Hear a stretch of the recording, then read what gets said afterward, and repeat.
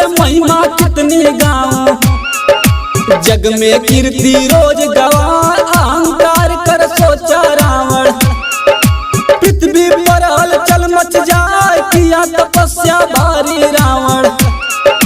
ब्रह्मा गइल सन्मुख आए, प्रिय शिष्य वरदान को मांगो। ब्रह्म वचन ना खाली जा, हाथ जोड़ कर बोला रावण। मेरी मृत्यु नहीं हो पाए, हमें अमर वरदान दो स्वामी। Motihari music by Badal studio, Sadat, Ghazipur.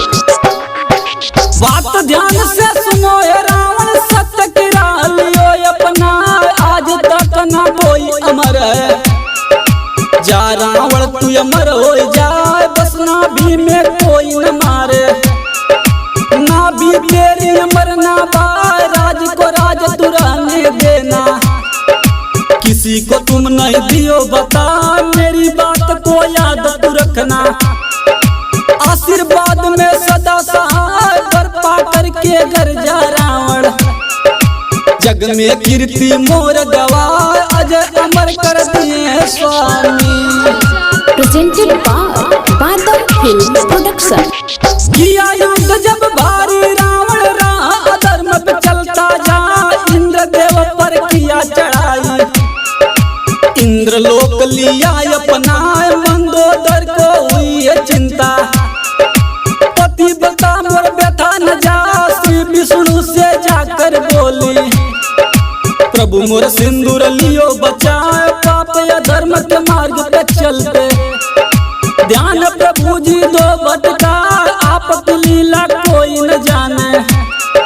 प्रभु कुछ लीला दियो दिखाए, मंदोदर तो चलिए स्वामी।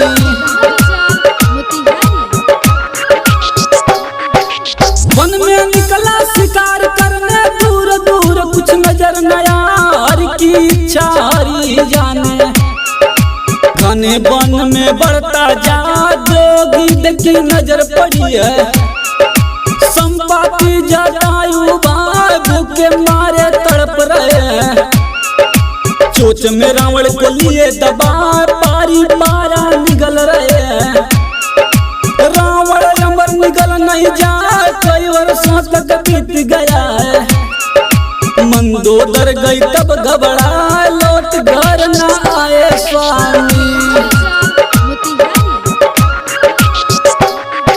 श्री हरि विष्णु के चरणों में मंदोदर गई शीश नवा, अभी घर लौटे नहीं है स्वामी।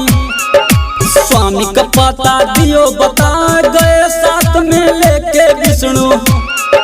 गिद्ध के चोंच में दिए दिखा, जोर जोर से रोवन लगे।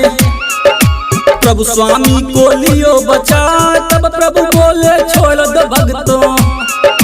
12 बरस तक रहे दबा, अब नहीं गलती होगी प्रभुवर। रावण बोला शीश नवा, राणा प्रताप है कथा को गाते। Music by Badal studio, Sadat, Ghazipur. Mobile number 9807350843।